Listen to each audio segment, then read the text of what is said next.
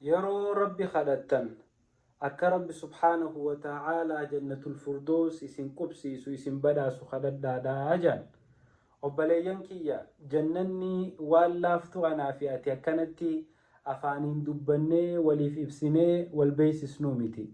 Jannanni waan nuti yaannu oole obboleeyyan kiyya. Jannanni rabbii kuni waan isa dhaaluuf jecha addunyaa tanarratti waan lubbuun feetu hunda lubbuu tana dhoorkinee waan lubbuun jibbitu hunda dirqinee daleeysisnu jechuudha. Tanaaf rabbiin warra jannata san dhaalu nu haa godhu.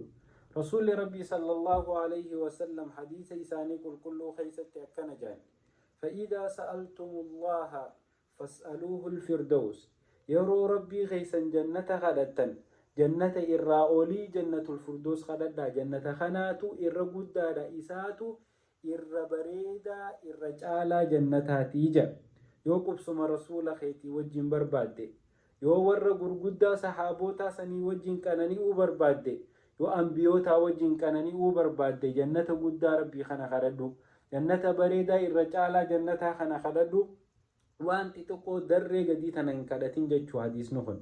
Tanaaf obboleeyyan kiyya jannanni kuni waan lubbuun namaa jibbituuni marfamaadha. Azaabni ammoo waan lubbuun namaa jaalattuun marfama. Waan lubbuun ta'e jaalattu hunda yoo ittiif gadhiistee dalayde qubsumni kee azaaba. waan lubbuun tee jibbitu tana hunda ittiif dirqitee lubbuu tee tana injifattee yoo dalayde rabbi subhaanahu wa ta'aala jannata qubsumatee godhuu ta'a. Rasuulli rabbii sallallahu alayhi wa sallam ammallee yeroo jannata irraa nu himan aljanna inna fil jannati maa laa caynun ra'at walaa udhunun samicat walaa khatara calaa qalbi bashar.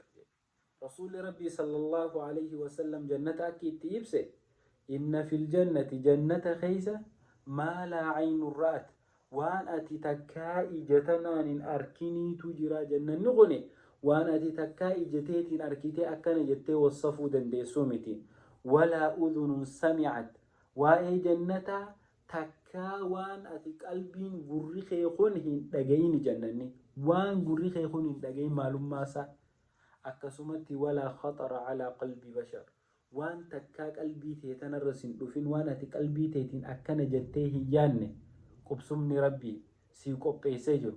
Kanaaf obboleeyyan kiyya addunyaarra jiruu gaarii jiraannee akhiratti jannata bareedaa rabbii san qunnamuuf tattaaffii haa goonuu haa jabaannuu. Wassalaamu alaykum wa rahmatullahi